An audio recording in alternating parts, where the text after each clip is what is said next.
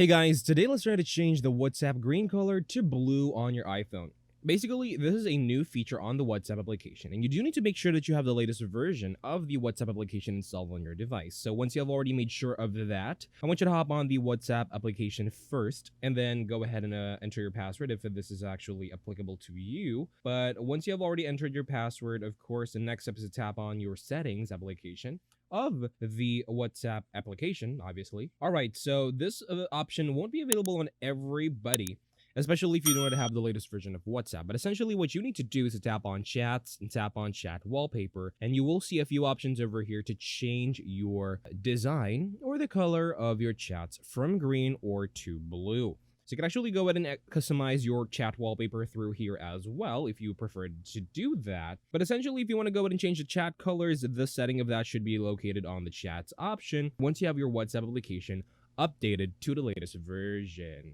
Essentially, that is all for this video. Thank you guys for watching. Please like and subscribe and take care.